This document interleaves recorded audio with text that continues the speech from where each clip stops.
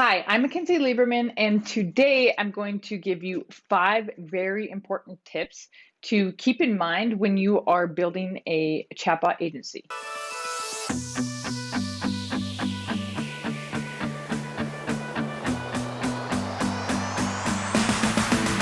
These tips are tips that most people aren't talking about. First, number one, organization.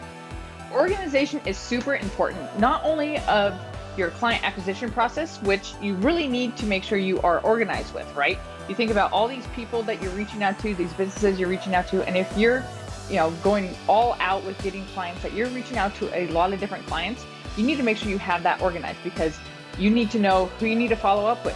When do you need to follow up with them? Are you going to talk to them over the phone? Is it through email? Things like that. So having an organized process for client acquisition is super important. I highly suggest utilizing a CRM like Trello, that's free, or Monday.com, Asana, Slack, anything like that, just to keep yourself organized with client acquisition. The other part is being organized with your chatbot fulfillment, right? For clients that you need to build chatbots and Facebook ads, whatever else for them, you need to be organized. You need to know who has given you what in terms of onboarding, what campaigns that you're going to be doing next, when they're due, when you told them that you're going to be delivering those items, different things like that. Being organized will help also for you to be come across as professional, and that you are confident in knowing what you're doing. Number two, along the lines of that, communication. Communicate well and often with your clients and potential clients. So during discovery calls, make sure you're asking the potential client about them to learn all you can about their business, so you can find and provide a solution for what their biggest needs and wishes are. During onboarding, that is super important to have great communication, because when you are doing an onboarding call, you're getting information from them, you're telling them what you're going to need, and then you're going to act upon that. It doesn't look that great if you are saying, okay, here's what I need, and then a week later, while you're finishing things up, you're like, oh, I forgot I need your credit card for your Facebook ads, or I need whatever else. Oh, I forgot, what is your logo? And it's like, some of this stuff seems pretty elementary that you should be asking for initially. So make sure that during onboarding that you are communicating well initially. And then of course, once you have a client, giving them updates, communicating with them, through the process of the lead generation, through the chatbot working, through running Facebook ads. Make sure you're communicating with them, making sure that they feel like they are part of the process, because having this communication will really help you to retain your clients for the long term. If a client feels like you're not communicating well, that you're not explaining what's going on, they're going to jump ship, and that's not something that you want. You want to have clients for the long term. Number three, under promise and over deliver. So this applies to a couple different things. First, timelines, right? So when you have a new client and they're like, okay, how long is this going to take, for me to have this chatbot or to have the campaign running? Don't say, oh, I'll have it up for you tomorrow, and then it takes a week, right? Better would be, it'll take a week and you actually get it done early. You get it done in 5 days, right? Be realistic with your timeline too.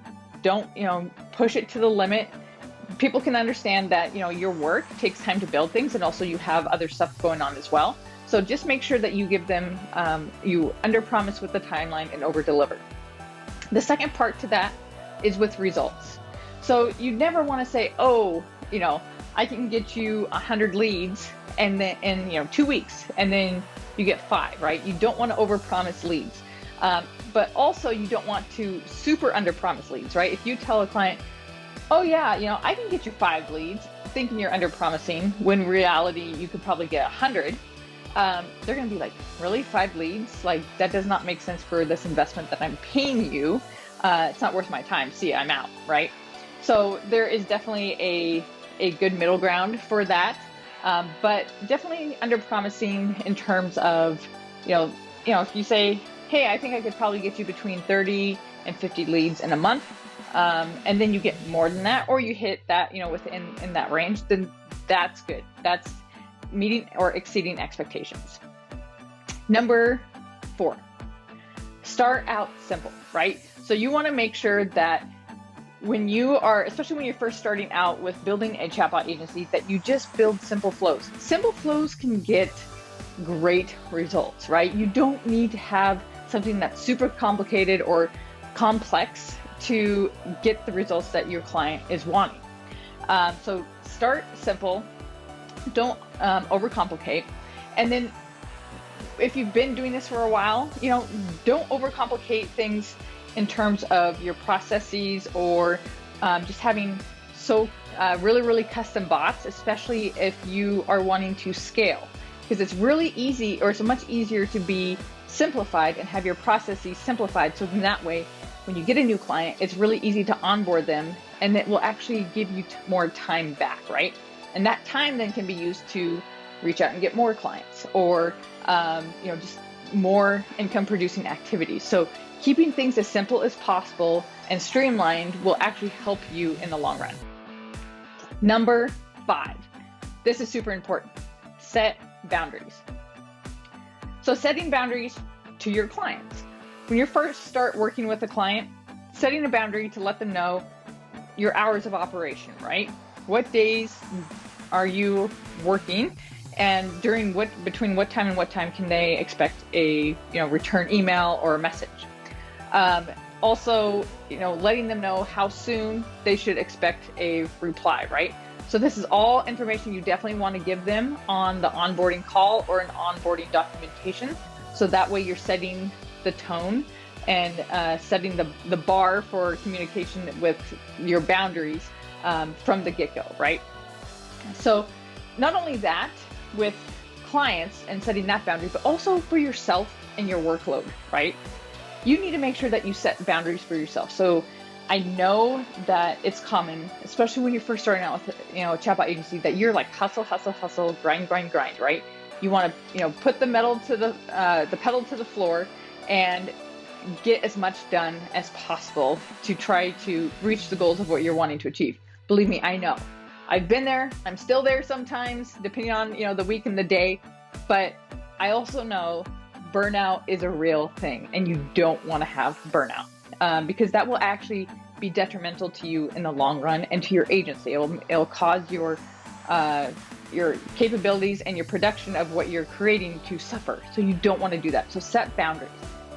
Whether that's boundaries of you'll work until a certain time, and then after that you shut your computer down, or that you will have a break between this time and this time to get away from your computer, go work out, go outside, just kind of remove yourself from the situation. One thing that's really interesting that I found is when I'm not working, if I'm working out, if I'm outside, just doing something that's not in front of my computer, I actually think better. I actually think, even though I'm not technically working, I still think about clients' accounts, clients' campaigns and stuff, and how I can improve. And it's really interesting how I get an aha moment. I'm like, oh yeah, I need to do this. And so, I put it in my phone for next time I'm in front of my computer.